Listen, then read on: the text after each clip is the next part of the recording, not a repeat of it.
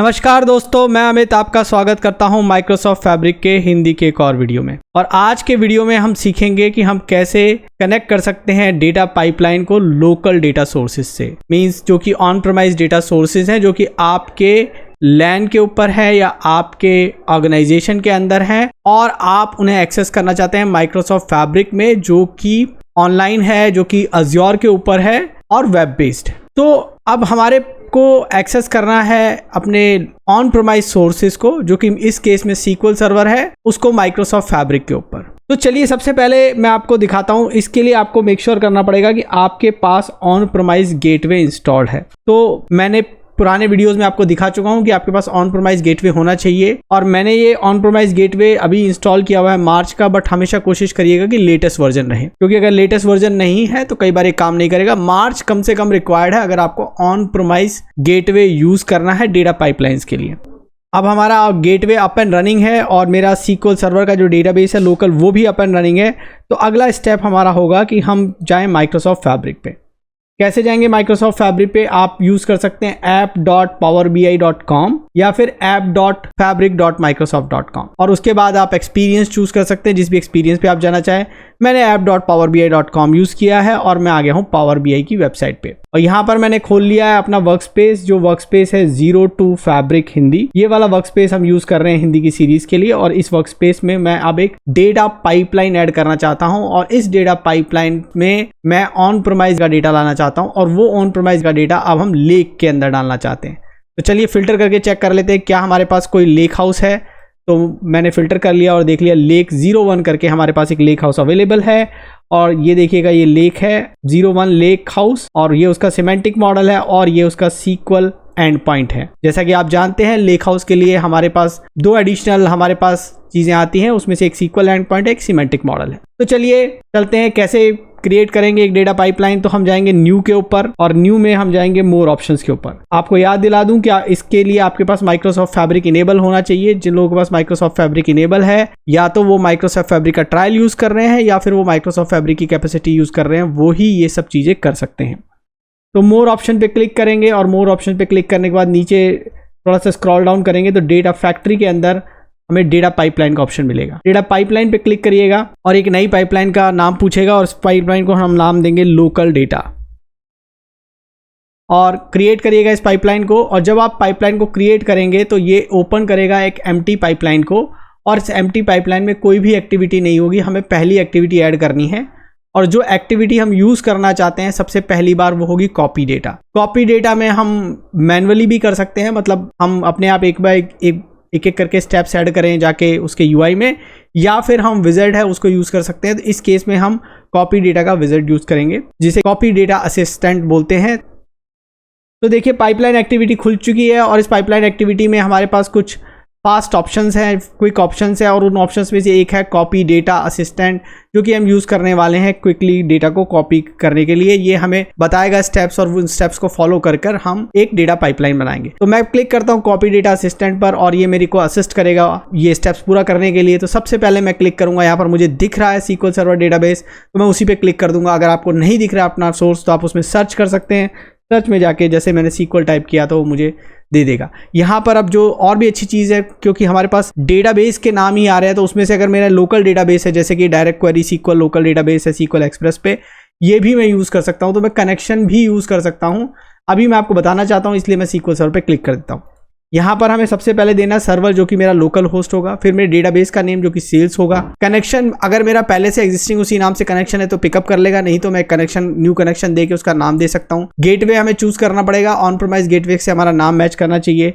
Authentication type हमारे पास बहुत सारे हैं, बेसिक आ रहा है अभी। अब जब मैं दूंगा नाम तो देखिए मुझे विंडोज ऑथेंटिकेशन की जरूरत है, देखते हैं वो मिलता है कि नहीं मिलता है। फिर यूजर नेम पासवर्ड का हमें देना पड़ेगा, तो यूजर नेम और पासवर्ड, तो हमें अब सारी डिटेल्स देनी है। तो चलिए मैं स्टार्ट करता हूँ लोकल होस्ट देने से।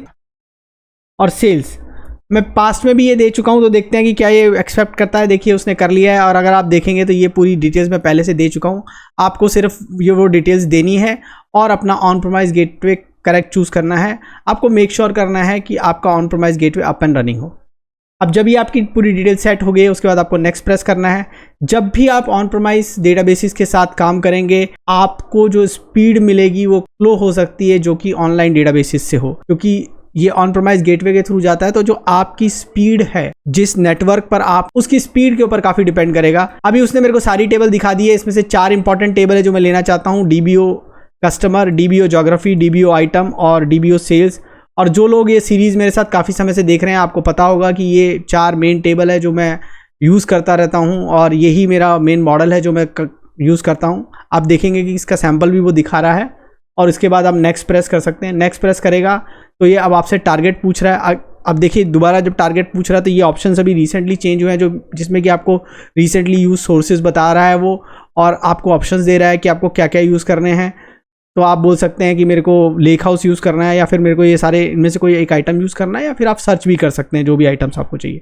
अब चूँकि मेरे को लेक हाउस ही यूज़ करना है तो मैं लेक हाउस चूज़ कर लूँगा। अब ये लेकिन नए लेक हाउस के लिए पूछ रहा है, मेरे को तो एग्जिस्टिंग यूज़ करना है तो मैं लेक 01 जो है यहाँ पर जो कि मेरे इस फोल्डर में उसको यूज़ कर लूँगा। कैसे इनको मेरे को लेके जाना है, मैं इसको एज ए टेबल ही लेके जाना चाहता हूँ तो हर एक के लिए मुझे पूछेगा टेबल।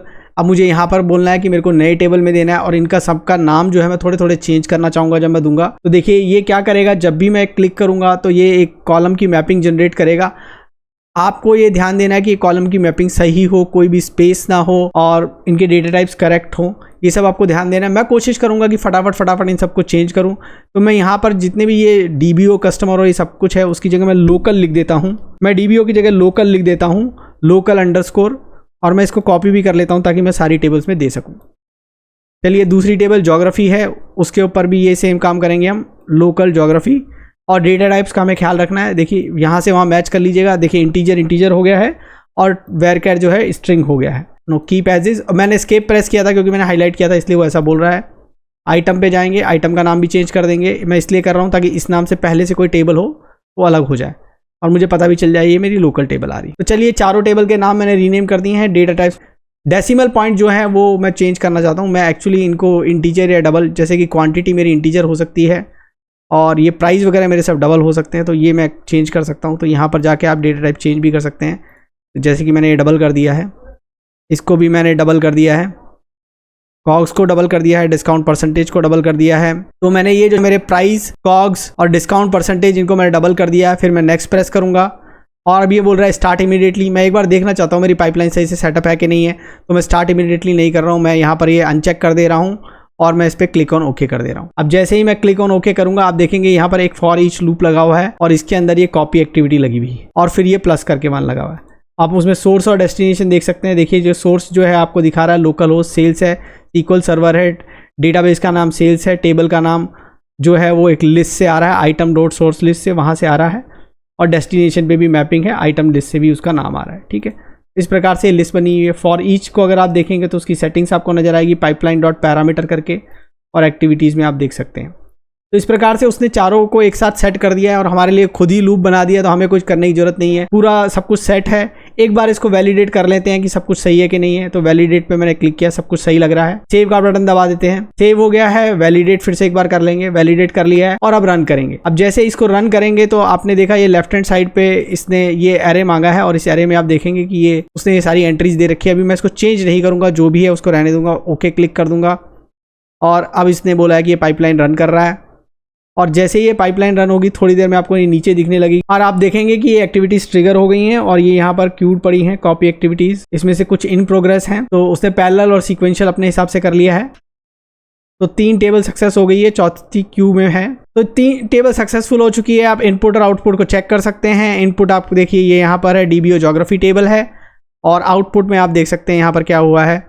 तो ये आउटपुट आपको नजर आ जाएगा। कनेक्शन रिटर्न है, डिटेल्स है, SQL server, lake house, status completed, duration 0, completed status, यहाँ पर ड्यूरेशन 14 है, और ये सारी डिटेल्स उसने दे दी है। चौथी टेबल है जो थोड़ी सी बड़ी है, वो चल रही है, बाकी सभी टेबल छोटी छोटी थी तो वो हो गई हैं, और अब चौथी टेबल भी हो गई है। और मैं आपको बता रहा हूँ ये बहुत ही फास्ट हुआ है कंपेरेटिवली जो पहले हमने टाइम देखा था पास्ट में, जो सीक्वल सर्वर से जब हम लोकल से लोड करते थे उससे बहुत कंपेरेटिवली ये फास्ट है। चलिए एक बार चेक कर लेते हैं ये कौन सी टेबल है। सेल्स की टेबल होनी चाहिए। जी हाँ, ये सेल्स की टेबल है। चारों एक्टिविटी कंप्लीट हो गई है, लेकिन ये अभी इन प्रोग्रेस में दिखा रहा है। और अब यहाँ पर चारों एक्टिविटी कंप्लीट हो गई और प्लस पूरी एक्टिविटी को भी इसने कंप्लीट मार्क कर दिया, तो चारों टेबल लोड हो चुकी है। तो इस प्रकार से अब ऑन प्रोमाइज डेटा हमारा लेक हाउस के अंदर जाकर लोड हो गया है। तो अब लेक हाउस में डेटा लोड हो गया है, तो अब नेक्स्ट स्टेप क्या है, हम जाएंगे और लेक हाउस में चेक करेंगे कि वो डेटा आया कि नहीं आया। सो हम जाएंगे 02 फैब्रिक हिंदी के अंदर और वहाँ ओपन करेंगे हमारा लेक हाउस जो कि है लेक 01। लेक 01 पे मैं क्लिक करूंगा और मैं लेक हाउस के अंदर पहुंच जाऊंगा। और यहाँ पर मैं एक बार टेबल्स को रिफ्रेश कर लेता हूँ। थोड़ा सा नीचे स्क्रॉल करेंगे और आप देख सकते हैं यहाँ पर मेरे पास लोकल कस्टमर टेबल आ गई है, लोकल ज्योग्राफी टेबल आ गई है, लोकल आइटम टेबल आ गई है और लोकल सेल्स टेबल आ गई है। अब एक काम करते हैं कि सीक्वल एंड पॉइंट पे जाके इसकी नंबर ऑफ रोज भी एक बार क्वेरी कर लेते हैं, स्पेशली सेल्स टेबल की चेक कर लेते हैं कितनी रोज हैं। तो हम सीक्वल एंड पॉइंट पे आ गए हैं। राइट हैंड साइड टॉप पर मैं क्लिक किया था और यहाँ से सीक्वल एंड पॉइंट पे आ गया हूँ। और सीक्वल एंड पॉइंट पे आने के बाद मैं यहाँ पर जाके लोकल सेल्स टेबल पे मैंने राइट किया और टॉप 100 रोज की क्वेरी ले ली है। ये क्वेरी को लोड होने दीजिए, बैक स्पेस मारिए सारे कॉलम्स के नाम पे और वहाँ पर लिख दीजिए काउंट स्टार।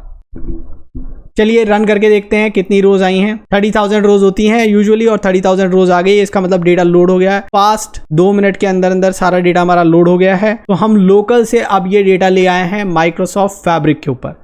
अब अगला स्टेप क्या है, अगला स्टेप आप मॉडल में जाके कस्टम सिमेंटिक मॉडल बना सकते हैं, रिलेशनशिप बना सकते हैं, मेजर बना सकते हैं और कस्टम सिमेंटिक मॉडल पर आरएलएस कर सकते हैं। बट वो सब हम देखेंगे दूसरे वीडियो में। आने वाले वीडियोस में हम देखेंगे कैसे हम कस्टम सिमेंटिक मॉडल बना सकते हैं, कैसे हम कस्टम सिमेंटिक मॉडल पर आरएलएस लगा सकते हैं। ये सब आगे वाले वीडियोस में देखेंगे। तो जाइए और आप ट्राई करिए अपने लोकल डेटाबेस का डेटा माइक्रोसॉफ्ट फैब्रिक पे ले जाने के लिए। अगर आपको ये देखना है कि आप कैसे ट्रायल स्टार्ट कर सकते हैं तो इस सीरीज का सबसे पहला वीडियो देख लीजिएगा। मैं आपको लिंक दे दूंगा डिस्क्रिप्शन में इस सीरीज का, तो आप पुराने वीडियोस देखकर सीख सकते हैं ये सब चीजें। इस वीडियो को देखने के लिए धन्यवाद।